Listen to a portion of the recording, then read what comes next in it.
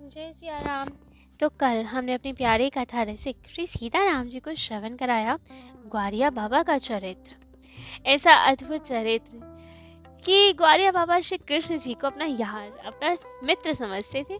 और श्री कृष्ण जी भी पहले तो उन्हें खूब सताते थे, दर्शन नहीं देते थे, लेकिन बाद में हार ही गए उनसे और अपने रूठे दोस्त को मनाने उनके पीछे पीछे जाते।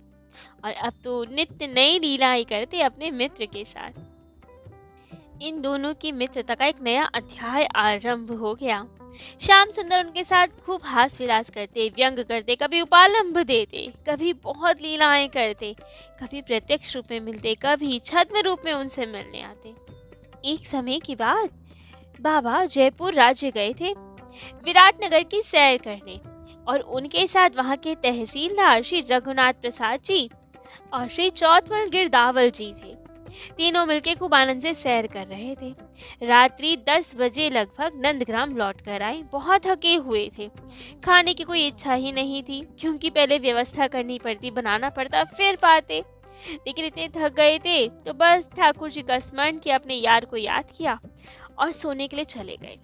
लेकिन उसी समय एक बालक आया दूध का लोटा लेकर और बोला, बाबा ये दूध रामकली ने भेजा है, इसको पी लो, उसके बाद शयन करना। बाबा बड़े आश्चर्यचकित हुए कि इतनी जल्दी सबको कैसे पता चल गया कि मैं यहाँ आ गया। रामकली ने कैसे जाना कि मैं नंदग्राम आ चुका हूँ। लेकिन फिर भी नींद आ रही थी, थके हुए थे, भूख भी लग रही थी, तो सब अपने मित्रों में दूध बांटा और स्वयं भी दूध पी लिया और सो गए। और उस दूध का तो अलौकिक स्वाद, थोड़े से ही दूध में सबको ऐसी तृप्ति हुई कि जाने भूख कहाँ गायब हो गई, और दिव्य अलौकिक स्वाद। अब दूसरे दिन तो बाबा वो लोटा लेकर रामकली के घर गए और कहा, ले रही अपना लोटा। रात को दूध ने तो बड़ी तृप्ति कर दी, ऐसा अलौकिक स्वाद आया दूध में कि जाने कहाँ कौन सी गैया का दूध है, अद्भुत था दूध तो। लेकिन ये सब सुन के रामकली जी तो भौचक्की रह गई। बोली, बाबा मैंने कब दूध भेजा आपके लिए? मुझे तो मालूम ही नहीं कि आप कब लौट के आए, मुझे तो अब पता चला कि आप आ गए हो यहाँ। और वैसे भी जो आप लोटा दे रहे हो ये तो लग रहा है कि मंदिर का लोटा है, मेरा लोटा तो नहीं है ये। तब तो बाबा हैरान कि बालक ने तो कहा था रामकली ने भेजा है दूध। लेकिन कोई नहीं, गए मंदिर की ओर। उस समय कृष्णलाल जी माँ की सेवा कर रहे थे, और जैसे ही बाबा पहुंचे, बाबा के हाथ में लोटा देखा तो बोल पड़े, अरे बाबा कहाँ से मिला ये लोटा? सुबह से इस लोटे को ढूंढ ढूंढ कर मैं परेशान हो गया हूँ, सबसे पूछ रहा हूँ लोटा कहाँ गया, लोटा कहाँ गया, तुम्हारे पास कहाँ से आया ये लोटा? बाबा ने कहा कि लोटा तो रात को आया, कोई बालक लेकर आया। कहा, अरे रात को दूध का भोग लगाया था ठाकुर जी को, लोटा वहीं आले में ही भूल आया, और उसके बाद से तो लोटे का पता ही नहीं, सुबह से ढूंढ रहा था मैं लोटा।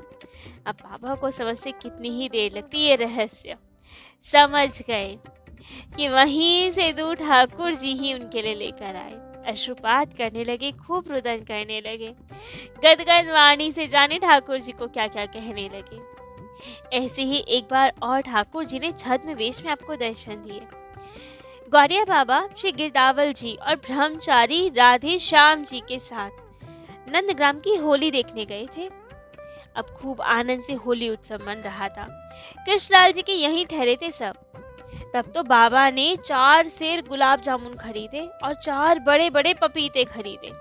उसी समय रास मंडली के 2 स्वरूप ठाकुर स्वरूप बाबा के पास आए और कहे, बाबा बड़ी भूख लगी है, कुछ पवा ही दे। तब तो बाबा ने दोनों उन स्वरूप सरकार को अपनी गोद में बिछाया और बड़े प्रेम से गुलाब जामुन खिलाने लगे।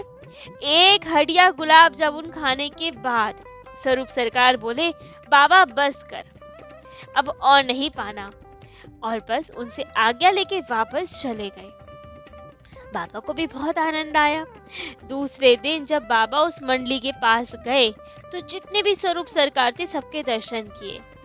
वो 2 स्वरूप सरकार भी वहां थे। तब तो बाबा ने उन्हें पहचान लिया और कहा, देखो इन 2 स्वरूप सरकार ने तो अपने हिस्से के गुलाब जामुन कल खा लिए थे, आज बाकी सब स्वरूप सरकार के लिए गुलाब जामुन लाया हूँ, और पपीते तो सबके लिए है क्योंकि कल उन्होंने पपीते नहीं पाए थे। अब जब ये बात सुनी तो वो दोनों स्वरूप सरकार बड़े रूठ गए और कहा, बाबा झूठ क्यों बोलते हो? यदि हमें तुम्हें गुलाब जामुन नहीं खिलाने तो ऐसे ही बोल दो। झूठा आरोप क्यों लगा रहे हो कि कल हमने पा लिए है गुलाब जामुन? अब बाबा ने कहा, अरे मैं झूठ कहाँ बोल रहा हूँ, कल तुम आए तो थे मेरे पास और गुलाब जामुन पवाए थे मैंने तुम्हें, एक हडिया गुलाब जामुन पाए थे आप लोगों ने।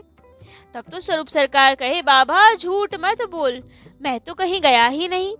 तब तो बाबा के आसपास के जो संत थे सब साक्षी थे, सबने कहा, अरे ठाकुर जी आप कल आए तो थे, गुलाब जामुन खाए थे। लेकिन तभी उन स्वरूप सरकार के साथी जितने थे सबने कहा, नहीं नहीं बाबा, ये दोनों तो कल पूरा दिन हमारे साथ थे, हम तो कहीं गए ही नहीं, ना ये कहीं गए, तो आपके पास आके गुलाब जामुन कब खा गए ये? जब ये बात सुनी बाबा ने तब तो फिर विह्वल हो गए, समझ गए कि सच में श्री कृष्ण बलराम जी ही स्वरूप सरकार का रूप धारण करके आए थे, उनकी गोद में बैठकर गुलाब जामुन उनके हाथों से पाए थे। उसी क्षण प्रेम विभोर हो गए, अपनी सुध बुध भूल बैठे। सचेत होकर उन दोनों स्वरूप सरकार समेत सबको उन्होंने खूब गुलाब जामुन खिलाए, पपीते खिलाए। एक समय तो ठाकुर जी ने खूब विनोद किया आपके साथ। एक दिन प्रातः काल ही जैसे ही वृंदावन में बिहारी जी के पट खुले, मंदिर खुला, दरवाजा खुला, तभी गौरिया बाबा दौड़कर अंदर चले गए मंदिर में। आंगन में एक और कटघरा रखा था जो गर्मियों में फुहारों के आसपास लगाने के काम आता था, और अब तो बाबा जाकर उस कटघरे के अंदर बैठ गए। अब बाबा तो वहां बैठे रहे, दर्शनार्थी भी आए, बिहारी जी के दर्शन करे, कभी बिहारी जी को देखे, कभी बाबा को देखे कि आज बाबा को क्या हो गया है, इस कटघरे में क्यों बैठे हैं। सुबह से होते होते दोपहर हो गई, राजभोग आरती भी हो गई, लेकिन बाबा कटघरे में बैठकर ही बिहारी जी के दर्शन करते रहे। सब दर्शनार्थी बड़े हैरान, लेकिन किसी की हिम्मत नहीं हुई बाबा से पूछने की कि आप कटघरे में क्यों बैठे हैं। थोड़ी देर बाद गोस्वामी जी आए, ब्रजवल्लभ गोस्वामी जी। उन्होंने बाबा से पूछा, बाबा आज क्या बात है? कहने लगे अब तो बाबा, बात क्या है, मेरे यार की आज्ञा हो गई है, आज वो लग रहा है दिन भर मुझे ही देखना चाहता है, इसलिए अपने सामने इस कटघरे में बिठाने की आज्ञा दी है उसने। लेकिन इसमें आश्चर्य भी क्या, भक्त को कभी तृप्ति नहीं होती अपने भगवान के दर्शन से, वे भी तो सामने खड़ा हुआ बैठा हुआ अपने ठाकुर जी को निहारता रहता है। तो जब भक्त को तृप्ति नहीं होती तो भगवान को कहाँ से तृप्ति होने लगी। इसलिए ही इस बार भगवान ने भक्त को आज्ञा दे दी कि सामने बैठे ही रहो कटघरे में, और यार की आज्ञा हो गई थी, इसलिए बाबा भी वहीं कटघरे में ही बैठे रहे दोपहर तक। जब मंदिर बंद हुआ तब निकल के गए, और संध्या के समय जब दर्शन खुले फिर वही उन्होंने किया, जाके फिर कटघरे में बैठ गए। बिहारी जी का आंगन दर्शकों की भीड़ से खचाखच भर गया। दर्शन खुलते ही अब बिहारी जी महाराज की जय, श्री निकुंज बिहारी की जय, श्री हरिदास के लाडले की जय, खूब जय जयकार होने लगी। इतनी भीड़ हो गई कि बाबा कटघरे में से बाहर ही नहीं आ पाए, ना देख पाए। लेकिन अब तो इतनी देर हो गई कटघरे में बैठकर, और यहाँ बिहारी जी जय जयकार करवा रहे हैं।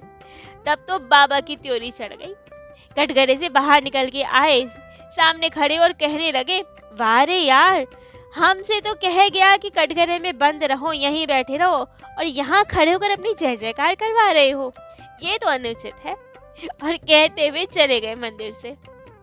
श्याम सुंदर के नाते श्री राधा रानी की भी आप पे खूब कृपा थी। एक समय की बात, ग्वारिया बाबा चौथमल जी और कुछ व्यक्तियों के साथ रंग जी का मेला देखने जा रहे थे। संध्या समय हो गया था। जब रथ लौट रहा था तब उनकी दृष्टि किशोरी जी पे पड़ी और उन्हें देखते ही वो मूर्छित हो गए। आधे घंटे उसी अवस्था में पड़े रहे। तब तो जब उनकी बाहरी दशा हुई तब चौथमल जी ने पूछा, बाबा को क्या हो गया था? तब बाबा ने बताया, कहा श्रीजी वंशी वट की ओर अकेली जा रही थी, उन्हें ही पहुंचाने गया था। अर्थात वो किशोरी जो थी वो स्वयं राधा रानी थी। और भावा मूर्छित होके भावा अवस्था में भाव देह से, सूक्ष्म देह से किशोरी जी को पहुंचाने गए थे वंशीवट तक। ग्वारिया बाबा अपने यार की तरह ही बड़े कौतुकी और विनोदी थे, पर उनके विनोद जन कल्याण के लिए होते थे, शिक्षाप्रद होते थे। जब बाबा को वृंदावन में रहते रहते बहुत दिन हो गए थे, तब एक बार दतिया के नरेश को पता चल गया, क्योंकि बाबा तो वहां से चुपके से भाग आए थे। तब दतिया नरेश को पता चला कि बाबा वृंदावन में हैं। तब तो वे तुरंत वृंदावन आया, बाबा को खोजा और बहुत विनीत भाव से उनके चरणों में प्रार्थना की, आग्रह किया वापस दतिया चलने के लिए। लेकिन बाबा ने जाने से मना कर दिया, भला धाम छोड़ के कोई क्यों जाए। लेकिन नरेश की बहुत आग्रह की, आप चलो हमारे साथ दतिया। बिल्कुल पीछे ही पड़ गया वो। तब तो बाबा ने कहा, अच्छा तू नहीं मानेगा तो ठीक है, चलूंगा तेरे साथ। और दिन निश्चित कर दिया किस दिन दतिया जाएंगे। अब उस दिन प्रातःकाल ही अब बाबा राजा के पास पहुंचे, लेकिन ऐसा स्वरूप बनाकर पहुंचे कि राजा देखकर हैरान हो गया, कुछ बोल ही नहीं पाया। और जाके बाबा ने कहा, चलो महाराज, मैं तैयार होके आया हूँ, चलो दतिया। ऐसी क्या तैयारी की थी जो राजा हैरान हो गया था। बाबा ने अपने पूरे मुंह पर कालिक पोत ली थी और गधे पे चढ़े हुए राजा के पास आए थे और कह रहे थे, अब मैं तैयार होके आया हूँ, अब चलो दतिया। राजा देखकर हैरान हो गया था, पूछने लगा, महाराज ऐसा स्वरूप क्यों बनाया है आपने, क्या हो गया ऐसा, ऐसे दतिया क्यों जाना चाहते हैं आप। तब तो बाबा ने उत्तर दिया, कहा, जो एक बार वृंदावन आ जाए और उसके बाद इसे छोड़कर कहीं और जाने का विचार करे तो उसकी तो यही रूप होना चाहिए, उसके मुख पे कालिक ही पुतनी चाहिए, गधे की ही सवारी करनी चाहिए। जो धामवास छोड़ने को वो तैयार हो गया, तो जब मुझे धामवास छोड़ना ही है तो इसी स्वरूप में छोड़ना चाहिए। तब तो राजा को अपनी भूल का आभास हुआ। तत्काल ग्वारिया बाबा के चरणों में गिर पड़ा और बोला, बाबा मेरा आपसे कोई आग्रह नहीं है, अब मेरा अपराध क्षमा कीजिए, मैंने आपको बहुत कष्ट दिया, कहीं जाने की आवश्यकता नहीं, आप धाम में ही रहिए। ऐसे ही एक समय के बाद जयपुर के महाराजा माधो सिंह वृंदावन में एक बहुत विशाल मंदिर बनवा रहे थे। काम आदि सब प्रारंभ हो गया था, मजदूर लग गए थे, खूब काम कर रहे थे और माधो सिंह जी भी बीच बीच में आके देख लिया करते थे काम। लेकिन उन सब मजदूरों के बीच ग्वारिया बाबा भी लग गए काम में। अब वहाँ मजदूरों के साथ खूब काम करते, मजदूरी करते, और जब मजदूरी मिल जाती, उन्हें वेतन मिलता, तब उससे गुड़ चना खरीदते और सब मजदूरों में बांटते थे। अब ऐसे ही करते करते दिन बीते। संयोग से एक दिन महाराजा स्वयं आए मंदिर का काम देखने और उनकी दृष्टि पड़ी ग्वारिया बाबा पे, जो बड़े गौर वर्ण के थे, तेजपूर्ण थे, हष्ट पुष्ट थे। अब वे सोचे, इतना तेजस्वी मजदूर कौन सा है, गौर वर्ण का तेजस्वी हष्ट पुष्ट, कौन है ये, ऐसा मजदूर कहाँ से आया जो सबसे अधिक लगन से, प्रसन्नता से काम कर रहा है। बाकी सब मजदूर तो फिर भी ढीले दिख रहे हैं, लेकिन ये तो सबसे ज्यादा प्रसन्नचित होके काम कर रहा है। तब तो राजा ने निकट आके देखा तो तुरंत पहचान लिया कि ये तो ग्वारिया बाबा हैं।